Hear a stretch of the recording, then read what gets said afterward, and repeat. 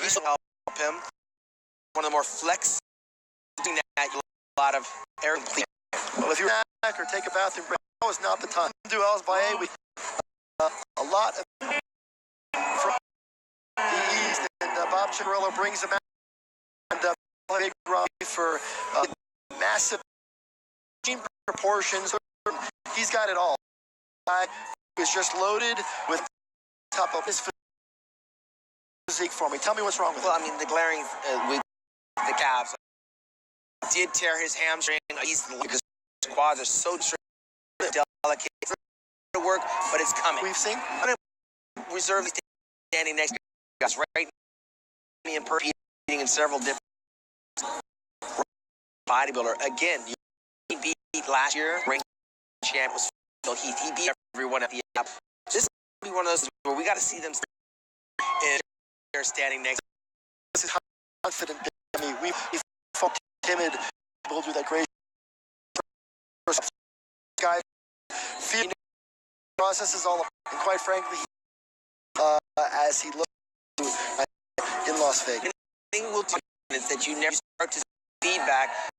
Yeah, the trainers, he's representing. He's got a country on his over here. The army of Jim and the camp are in his corner. Here, when Gerald was also third earlier, waste, where contest is league, but he has to get winning. This Olympia to his for the paycheck is not an easy thing to do. He does, but he's long to be considered a threat. We saw what Johnny Jackson one year at a time in Olympia. This is a young man got a real world stuff, and yet he found a way to qualify, and he's here. To be able to do this, call the action, maybe stage, maybe the distinction, top 5, 12 years in a row. Nobody's done that. It's when we're have you along the team, you always do a great job. This has become because so many different changes, and you've kind of seen every step of the way. More in top 10. Yeah. Here you got a nice blend of veterans with fresh meat. These are young guys. Will be now. We're talking about Jackson's on the bodybuilding stage. What's amazing is as we look at Martinez, by the way, looks much was here a year ago. We are talking about a guy. Let's remember 10 years ago tonight. This is a contest. A lot of people said that he could. He's of course former Arnold Classic champion. He got here by winning, or that I mentioned earlier. Has done very proud. There was integration issues for almost 7. Came almost a shell of a man. That he won the ball to the muscle to get off. It keeps 2 defeats from some Turtle Fox in 83. Insert in the same Arnold. We try to get the earlier. Continue doing so. But hundreds, if not thousands, one of the great stories of covering of the 17-year old. It's extremely oxygen higher approach to, and he is together. He has the ability to show extremely formative. He's looking at an Olympia top 6. 5'6", 250. I believe when he turned pro, he turned 220. There to Kuwait has been a very good. He did walk and the Arnold Classic title, and I believe he won over in Curry that we've seen in IF Pro. Brandy Lever, and he spends so many hours in this bang Brandy Curry. It's a bit of a winning streak. You know, his last, including and just summed up his whole story. He's become an extra Jackson years ago when we kind of thought investors reminded him changed things up. Now he's back and top spot. His life, they've actually come up. They haven't caught, but they have come up. I was about to say that Brandon Curry has a chance to be this year's William Bonac. Speaking of William Bonac, last year's, really one of the biggest stories of last year's Olympia. He's now has 6 pro wins to his credit. He was 5th here a year ago, kind of snuck up on everybody, but you can be sure, Sean Ray, that he isn't sneaking up on anybody this year. He is a known commodity coming into the 2017. Yeah, the guys are fully aware of William Bonac's got a few pro wins under his belt. Working with Neil Hill, I don't know where he could put any more muscle on his frame. And mind you, Brandon Curry outweighs him by nearly 30 pounds. And this guy, it looks, you can't put another pound on him. I know that he's, I think, 5 pounds heavier than a year ago. And he's very confident. It's going to be interesting to see the comparisons because by himself, there's nothing more that he can put on his frame. This is a guy that, as we were talking about Dexter Jackson and Sean Roden and Phil Heath, his name didn't always come up. But I was always quick to remind everyone, William Bonac has all the tools to challenge for this title. And I'll be clear about that. He's got the tools to challenge. His body might not be as pretty as Phil Heath. He might not be able to get as hard as Dexter Jackson. But from shoulder to calf, this guy is extremely impressive. And he's very strong, representing the Netherlands. Williams, the only knock on William, I think he has to get some more thigh separation in those quadriceps. Sometimes he has a tendency to relax the midsection. He's got a very short Kai Greenis midsection. There's not a lot of space between the pecs and the waistline, which makes him look a little bit boxy at times, but he is the official new giant killer as it relates to the Olympia stage. Big arms, ripped pecs, nice traps. Very well represented tonight. From the USA, Michael Lockett. All right, Sean, we're getting a look at Michael Lockett now. This guy has had a very, very busy year. He has competed, and get this, 4 different Arnold Classics this year alone. He won 2 events, one Chicago and Vancouver, and he is now competing here at the Olympia in Las Vegas, where this is a guy who, as he has been coming up, has been celebrated as a very legitimate future threat in this sport. He's got a lot of things going for him. Well, if he picks the right show. Right now, I think he's got to work on the gyno. He's got a little bit of gyno right there around the nipple, some swelling right there. He's going to have to get that surgically repaired. A lot of bodybuilders have had to experience that. I think his strength right now is his calves and his hamstrings, that separation between the leg on the side, but then you turn around and you lose the hamstring. So from the side, a little bit more representative. The back, again, this is a contest where the glutes are shredded and you look there, but when he opens up the back, the detail kind of is not there. That's where he's got to work on. That's been his Achilles heel. He picks the right contest, he can win. This is a contest that definitely he's showing the world that he's one of the best in the world, but what he's got to do to really stand out is he's got to add more sweeps to the quadricep, more meat on the bone in the back area, and I think he's doing very well for what he has to work with. Michael Lockett gives you a real sense for just how far this whole thing has come. When you start talking about picking apart a physique like this, which is extremely good, and this is a guy who walks out there, and we can pick him apart, and it's amazing because that's how far some of these top-tier guys have become, where a guy like Michael Lockett walks out there, and it's just hard for him to compare at that level. Absolutely. Jackson. All right, well, you are looking at the most decorated bodybuilder in the history of the sport. He has 28 pro wins to his credit, making him the winningest professional bodybuilder of all time. He turns 48 in November. Now, we just talked about Victor Martinez being 10 years removed from nearly winning an Olympia title. Dexter Jackson, incredibly enough, is 9 years removed from being Mr. Olympia, and he is here right now on this stage, not just as a participant, but as a bona fide, legitimate contender for this title here 9 years after he won this thing in 08. I believe he'll be 48 years old in November. I mean, it's just a number as far as he's concerned. He's a top 6 competitor no matter what happens on this stage. He just has the genetics, and you just have it or you don't. I don't see the drop-off. Usually when you get older, you start seeing guys dropping off. Dexter seems to be holding on to that mass, and most of the people, when you get older, you start to lose it in the legs, and the legs are still there for Dexter. They haven't failed him. He's got that signature dense, grainy muscle that has become his calling card. It's what sort of has helped earn him the title, the Blade, for his uncanny ability to come in shape almost every time he walks on stage. All the talk this year, and Dexter was very open about it, was his added size. He was very quick to boast about the added muscle. He had reported getting up to as heavy as, 260 pounds at points throughout this year. Yeah. And the question is, are you seeing that added men's light here tonight? I'm definitely not seeing a diminished size factor. I'm not sure if he looks that much wow factor big, but he looks like Dexter is a study of consistency. He doesn't change a lot from year to year. I think you hit the point where you know what to expect from Dexter. The calves are never going to be what they should be, but he still finds a way to highlight the traps, highlight the delts, highlight the pecs and the shoulders. He does the best with what he has to work with, better than anybody else, which is why he's still here. Mad Max Charles. All right, well, 4 years ago, Max Charles won himself a USA title. Of course, the same title held by our reigning champion, Phil Heath. He has now competed for the 4th time this year. So Max Charles has kept busy. One of those events was in Columbus at the Arnold Classic, where he scored a top 3 finish, sort of putting himself on the bodybuilding map. Yeah, he was actually leading Dallas McCarver right behind Brandon Curry in the Australia show before Dallas had some complications. Max looks tired here.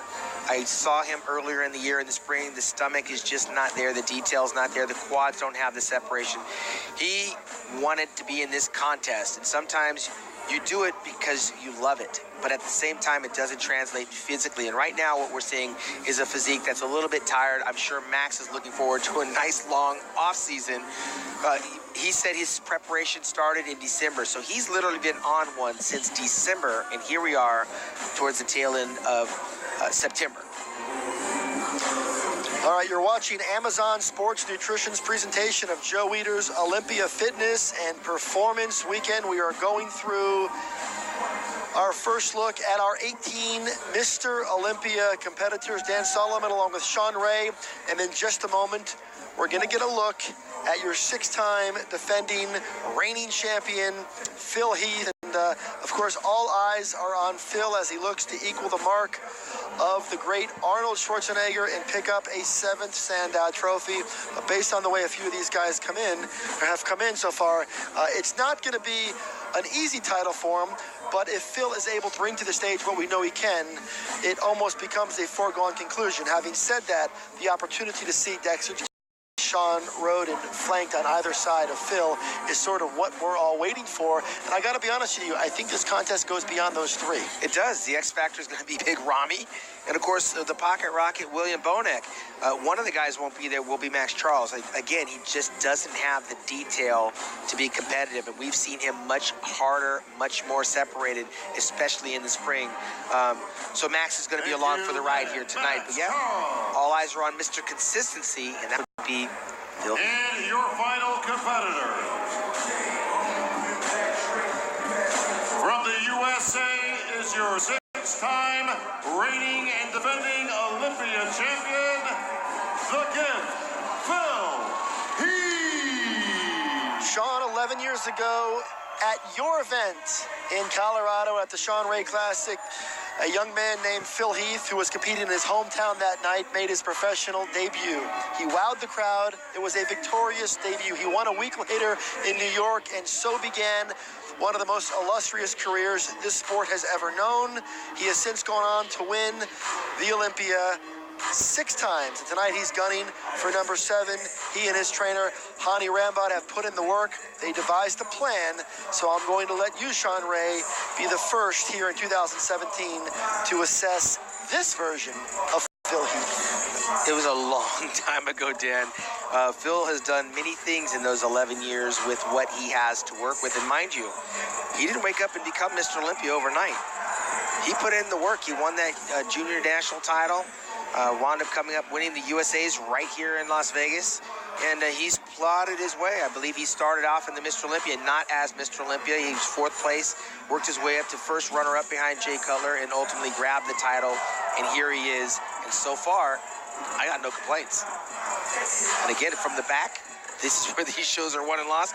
Those hamstrings, that back, I haven't seen anybody matching him in this. Yeah, it really is a winning formula. It's just a level of dimension that most guys just really in the history of the sport haven't been able to bring to the stage. It is eye-popping, jaw-dropping muscle as Phil Heath gets the crowd behind him. And it's really fun watching Phil sort of evolve as a professional.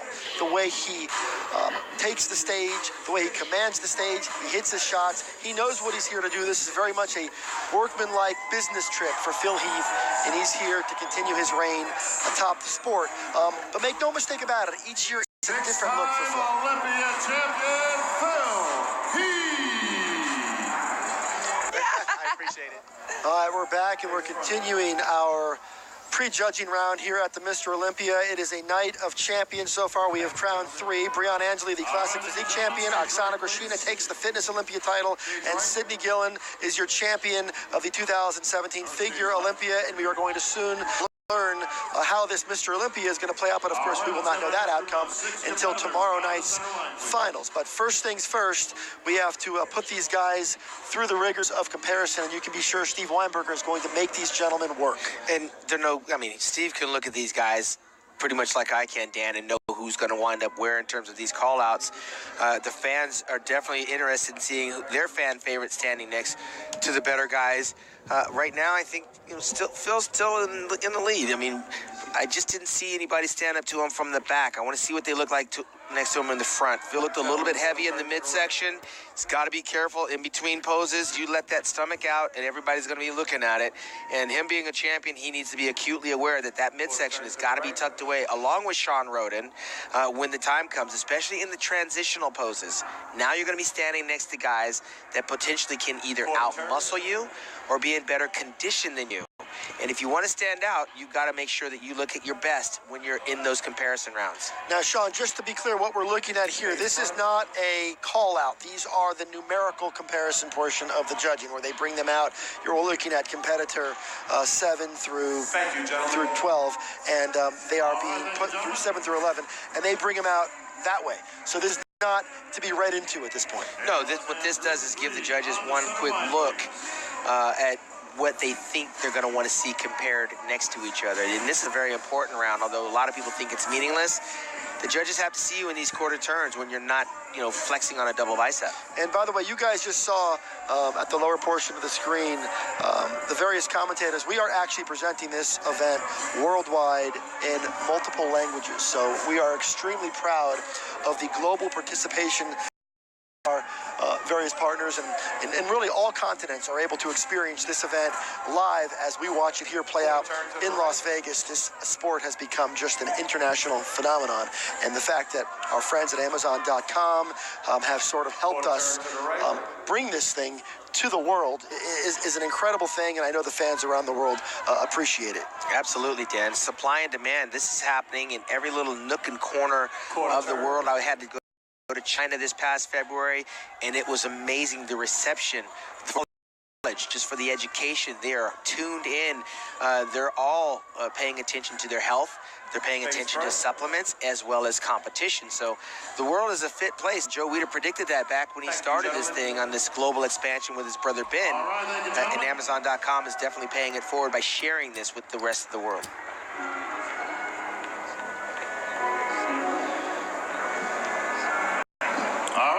Moving into our comparisons, we're going to have all 18 Olympians on stage. This is where the rubber hits the road, Dan. The first, all-important first call-out. It usually sets the tone for who's who and what's what in terms of final placements. Everybody on that stage wants to be in that very first call-out. Naturally, if Phil Heath's name is called out, you want to be standing next to Phil Heath. Funny, I interviewed Steve Weinberger a short while ago over at digitalmuscle.com, and when I did that, I asked him about that responsibility, that pressure of being the voice that gives the most coveted call-out of the year, that coveted Olympia first call-out. The bodybuilders train all year trying to be in that first group. Right now, Steve Weinberger is gathering the opinions of his panel, but it's his voice that's going to tell these gentlemen who that first group he wants to look at, and you're going to hear it right now. It's a lot of guys to be calling out in the first call-out. I remember, Dan, when they called out 3 guys. Well, you're not looking at any surprises here. I think this is kind of the group that we were looking for. Brandon Curry did make his way into this first call-out, and I know that's something that he obviously wanted to achieve. But with Sean Roden and last year's top finisher William Bonac, and of course Phil. This is and Big Ramy. This is a group that we sort of anticipated seeing, and Dexter Jackson once again assumes his spot and an Olympia first call out. And right away, they're moving Big Ramy in close next to Phil Heath, and Phil's like, bring it on. Phil's not shy with 6 Olympia titles at home on his mantle, and of course, these guys are all nipping at his heels. But Big Ramy is serving notice with the shoulders and the thighs. All right, so I'm going to ask you to compare Phil Heath to Mamadou Alsbaye Big Ramy right now, because this is a key comparison. That's a very close comparison. Apples and oranges still, because Phil's a little bit more genetically advantaged there. He's put together a little bit more pleasing, but you can't ignore those arms on Big Ramy or those thighs. A little more dimension and depth to the upper half of Phil Heath's physique. Obviously, Ramy has the overpowering thighs. Of course, Phil Heath's thighs aren't too shabby either. So you're talking about 2 of the very best in the planet. It's going to be interesting to see how this thing plays out as we move forward, and not to be forgotten all of this, you know, Dexter Jackson and Sean Roden and William Bonac, and now, of course, Brandon Curry arrives in this group. They'll be moved around and shuffled quite a bit, but right now, Dan, I'm going with Big Ramy and Phil Heath as the leaders of this lineup. Big Ramy's too big to ignore, and Phil is the reigning and defending champion. I think Phil is appearing a little bit bloated, and that's going to work against him if he doesn't dry that up by tomorrow. But that's the thing, Dan. They will have time to improve on what we see as shortcomings here tonight. And Phil has a history of making key adjustments in those 24 hours. Makes the difference in winning and losing. I've saw him losing and yet win because he made such a transformation in 24 hours. Well, I think so far what we know is Big Ramy is climbing the ladder. He's moving up. He's serving notice, but I got to tell you, I think Phil is still holding steadfast on that #1 placement. I'm going to be curious to see what's going to happen after Phil and Ramy, because right now I got Phil and Ramy. So if that's my 1 and 2, I got to look at 3 and 4. And let's look at Ramy and Dexter, because Dexter outconditions Big Ramy all day. He does. And, you know, so it's funny because we're always, you know, we're quick right now. We're jumping right on the Ramy train. Right next to Big Ramy, to his left, is Dexter Jackson, which brings a completely different look. So I think we owe it to the process to compare these guys appropriately. Absolutely. And when they start to change them around, we'll start changing our appearances accordingly, because that's what the call-out's for. So now William Bonac's going to get the opportunity to stand to the left of the champion. I don't know that William Bonac has the size just yet to stand next to Phil or Big Ramy. But Ramy does look a little bit flat. He could have a little bit more oil on his body to shine just a little bit more. All these guys are going to look considerably better by tomorrow after they get done posing. But Phil, you see the water coming out on Phil's chest. As he starts to shine, we're seeing the sweat come out. That's the water that you hold subcutaneously under your skin. Brandon, he's not sweating. Big Ramy is not sweating. That's because they've dried out as much as they can. Phil looks like a little bit raw to him, especially in the midsection. It's coming out on the chest, shoulders, and arms. Phil and Ramy back in line, please. Rolly, Nathan,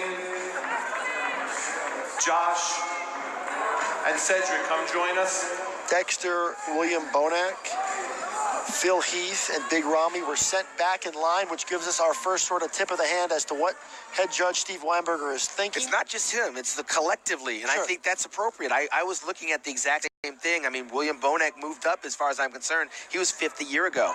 They took the top 4 and set them aside. Now, this is where the contest is, because I think that top 4 actually set themselves apart, and Sean Roden is not a happy camper right here, but it's a warranted situation. Sean didn't have what he had a year ago. Last year's first runner-up, you can still see he relaxes in the stomach, is still, there's a little bit of distension there. And the detail in the quads, he looks to be a heavier bodybuilder than last year, and that doesn't work with a physique like Roden. I mean, when you see the double bicep, it's just not, something's off in that. A year ago, he was on, it's not there. And of course, Brandon Curry has got to be one of the happier bodybuilders, even though he's in call-out #2. This is a guy, this is his 3rd contest this year. So if anybody's happy up there right now, it's Brandon Curry. If anybody's pissed off, it'd be Sean Roden. I know Nathan Diash is happy.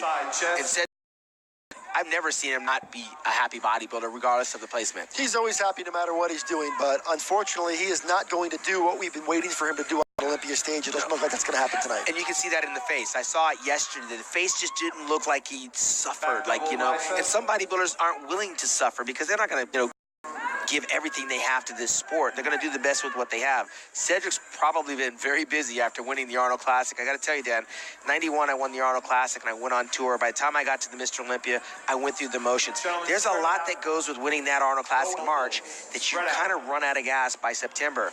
The other bodybuilders did that same disposition, especially Phil. He was well rested.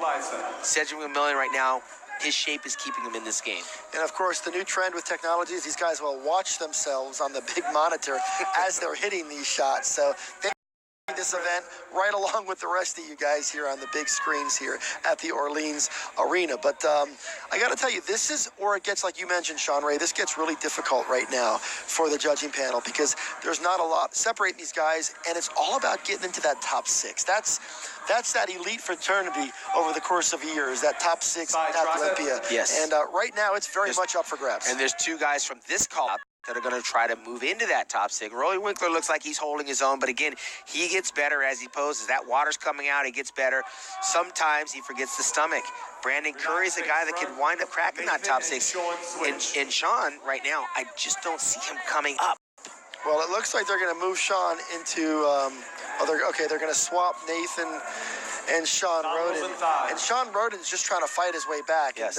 And, I would say don't give up on Sean Roden yet because he can fight his way into this top group. He is a notorious top 5 finisher here at the Olympia for the last several years. So that Nathan Diaz got called up into the center. He's a good little bodybuilder from the UK. Again, the lower back needs some money, but he's a very complete little bodybuilder. And he is, Steve is putting them to work. He's kind of creating every type of comparison. I know these guys, when it's all said and done, the only complaint we hear is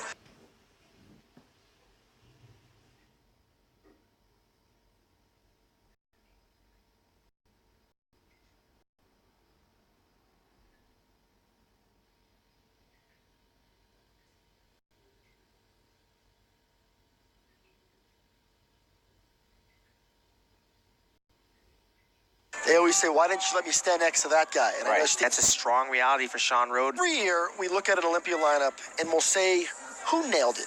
And based on what we're seeing so far, if anybody were to ask me who nailed it, I don't know if I have an answer for him. I don't either. I mean, there's a little bit of criticism for all the guys. Again, Phil looked a little bit bloated in the stomach, and he didn't hold it in the transitions. Big Ramy looked a little bit flat, could have had a little bit darker color, could have had a little more shine on his physique. William Bonek looked a little bit tighter than he did last year in certain poses, but not a lot of it. Mr. Olympia competitors. Rolly Winkler up all the way from Carousel. Rolly actually came on the scene by winning the Amateur Arnold Classic. He's since gone on to win over in Finland. He's won a few different competitions on the road, continually just getting bigger every single year. The one thing that we have to be careful of is losing the definition.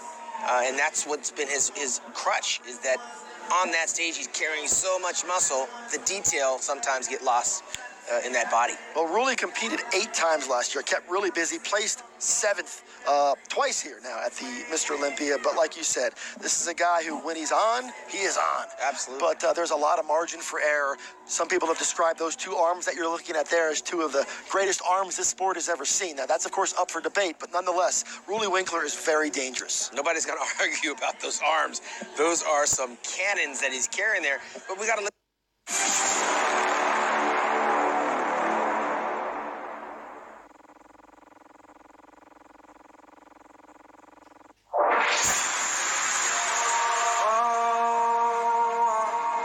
Tell me what I'm feeling.